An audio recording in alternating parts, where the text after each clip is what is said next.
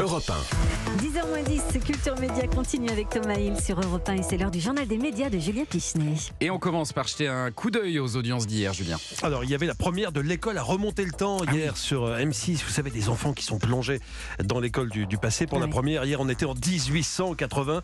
Eh bien, cette première a été suivie par 2 200 000 téléspectateurs, 11% du public, 21% des ménagères, ce qui est un bon démarrage. Alors, c'est pas un programme Banijé, Florence Fayard, mais est-ce que vous nous avez jeté un coup d'œil quand même? Est-ce que vous avez la curiosité, j'imagine, Alors, de je regarder? vais le faire. Je l'ai pas fait puisque hier c'était l'île de la Tentation. Moi, je regardais l'île. En même temps, effectivement. Mais ça vous intéresse, Ouais, je vais aller voir. Ouais. évidemment. Ouais, ça durera encore. On ira dans les années 30, 50 et 80, Ouais. donc vous avez le temps.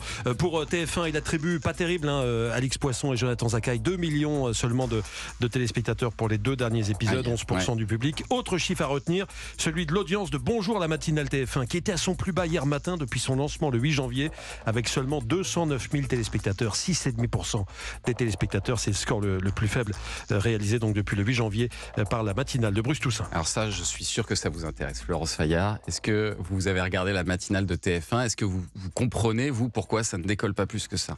Alors, j'ai regardé par curiosité. Moi, je trouve qu'il y a un très beau travail de fait et les matinales, c'est difficile. J'ai travaillé il y a très longtemps sur le morning. Ah oui. Je sais que c'est d'M6? difficile. Ouais. Je sais que c'est difficile de tous les matins être bon. C'est dur. Hein.